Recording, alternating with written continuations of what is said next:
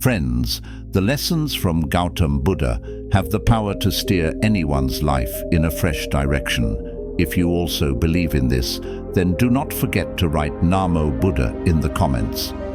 Once upon a time in a lively city, there was a hard-working businessman. He traded salt to provide for his family, which included his wife and 2 sons. The 2 sons, however, had entirely different personalities. The big brother was very shy and quiet, even afraid to talk.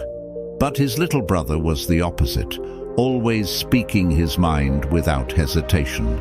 People thought the older brother was innocent, and some took advantage of him because he didn't say much.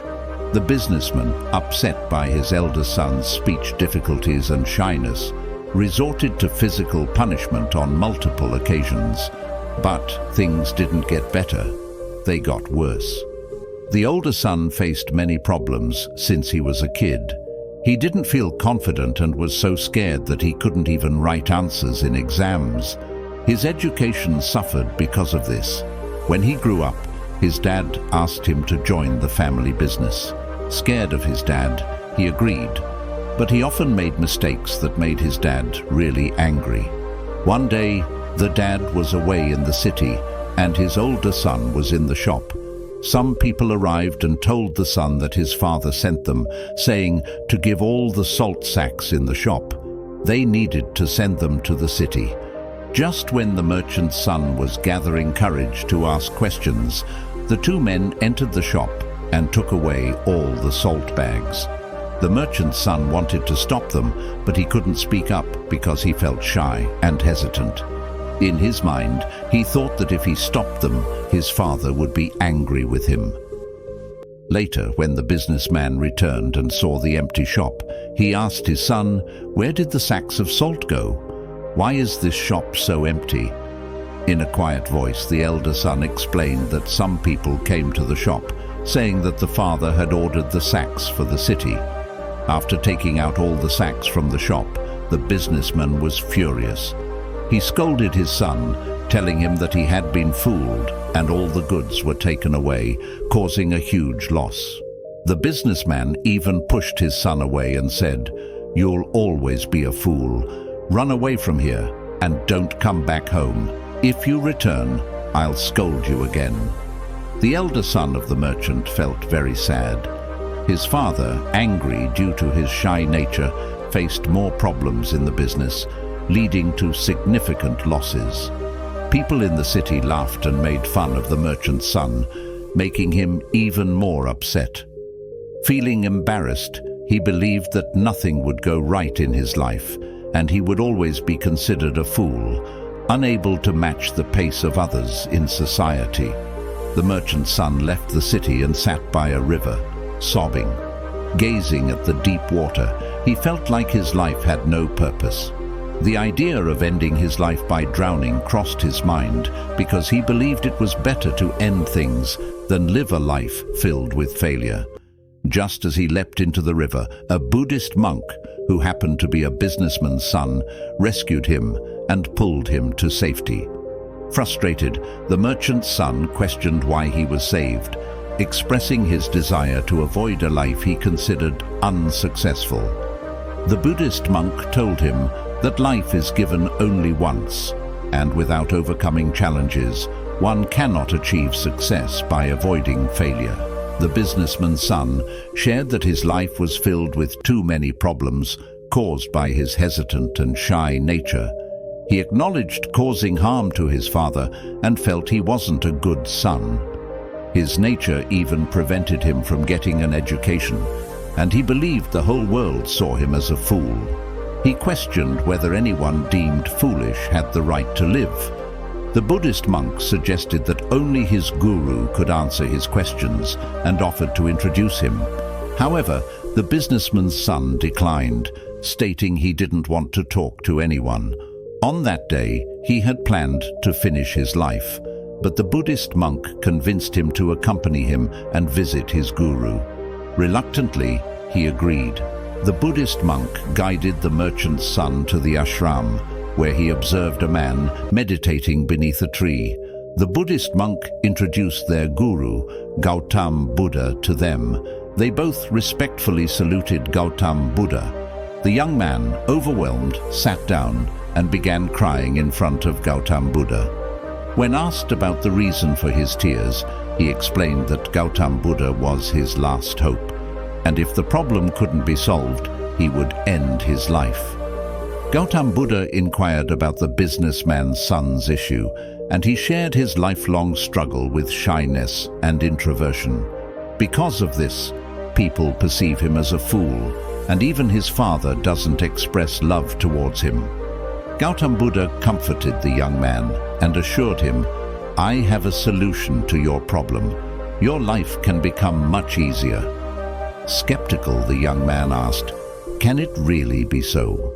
You have a great personality, numerous disciples. Gurudev, I wish to be your disciple too. Will you accept me?" Buddha readily agreed.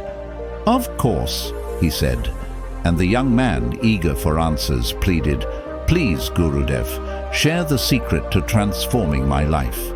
Gautam Buddha explained that before revealing the solutions, the young man needed to undertake an important task for him. If successfully completed, Gautam Buddha would share measures to improve his life and bring happiness between him and his father. Gautam Buddha instructed the young man that in 3 days he would provide life-changing measures. However, for the next 3 days, the young man had to follow specific tasks as directed by Gautam Buddha. Success in these tasks promised a positive transformation after the 3rd day. Gautam Buddha advised the young man to rest in the ashram for the 1st day. The following day, the businessman's son approached Gautam Buddha, eager to know the task for the 1st day. Gautam Buddha revealed, "Today you need to talk to 10 strangers." The young man was instructed to learn about the condition of 10 strangers and report back by evening. Though hesitant, the merchant's son shared his concerns with Gautam Buddha and proceeded to engage with 10 strangers.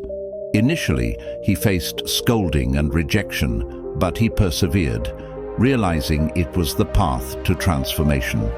Eventually, he gathered the names of 10 strangers and details about their businesses. When he returned to Gautam Buddha in the evening, he joyfully reported that he had successfully completed the day's task. Some of the people he approached even became his friends. This terrifying task forced him out of his comfort zone, building confidence and social skills. The following day, the young man approached Gautam Buddha again, who then assigned him the task of addressing the 10 disciples in the ashram and teaching them about the use of water. Hearing this, the businessman's son was astonished, expressing doubt in his ability due to incomplete education. Gautam Buddha reassured him, saying it was fine, but without completing the task, he wouldn't reveal the solution. Feeling desperate, the businessman's son prayed, acknowledging his incomplete education and the challenge of educating the children. Gautam Buddha, with a smile, pointed out that the children were unaware of his education status, emphasizing the need to share his daily use of water with them. Faced with no alternative, the merchant's son gathered courage and approached the children. At first, his hands and legs trembled, but eventually he mustered the courage to discuss the characteristics of water with the children. He shared the 5 characteristics and quickly left. Upon returning to Gautam Buddha, he admitted feeling scared, but conveyed that he had explained the water's characteristics to the children. Gautam Buddha encouraged him to try again. The merchant's son, gathering courage once more, began teaching the children about water, this time with confidence and without fear. Despite his lack of formal education, he drew courage from his newfound confidence and shared his everyday knowledge with enthusiasm. Impressed, Gautam Buddha praised him, acknowledging his newfound courage. The young man felt delighted upon receiving praise from Gautam Buddha. On the 3rd day, when the young man approached Gautam Buddha, He was told that the day's task might seem unusual but essential. He had to meet his father. Upon hearing Gautam Buddha's words, the young man became very scared and refused to face his father. Gautam Buddha responded, "All right, then I won't reveal the solution." Reluctantly, the young man had to agree. Gautam Buddha guided him to apologize to his father, seeking another chance to prove his intelligence. This third challenge is actually a hurdle, the source of much pain, demanded immense bravery. With great courage he cultivated on 2 previous occasions, he approached his father, seeking forgiveness, and ultimately the businessman forgave his son and ready to give him a second chance. The merchant's son came to Gautam Buddha, and when he wanted to know about the solution, Gautam Buddha said that you yourself have discovered your solution. You were not able to talk to anyone. The solution, it wasn't a magic trick, but a revelation. Through these challenges, you have discovered a profound truth. Confidence is a choice. True intelligence and capability weren't about inherent skills, but about overcoming internal fears and presenting oneself with belief. You used to be shy, with fear always on your mind. The amount of confidence or shyness, the fears inside, only you feel it. The outside world doesn't know. How we present ourselves externally is what people see. Even if you are not confident, if you pretend to be confident in front of strangers, no one will know who you are. Gautam Buddha conveyed this message to the young man who grasped the wisdom. By faking confidence in front of strangers, he understood that outward perception could shape reality. Others couldn't see his inner struggles. They believed what he projected. This story isn't just about the son, but about anyone struggling with self-doubt. We all have the power to choose confidence, even if it feels like an act. Sometimes all it takes is a small step outside our comfort zone to unlock our true potential. Empowered by this knowledge, the young man embarked on a new journey. Thankful, he expressed his gratitude to Gautam Buddha and pledged to succeed in life and prove himself. Remember, friends, courage doesn't always roar. Sometimes it whispers, "I can do this," and takes that first shaky step forward. Friends, if you enjoyed this video, please give it a thumbs up and remember to subscribe to the channel. If you know someone shy and hesitant, share this video with them to offer some support. Namo Buddhaya.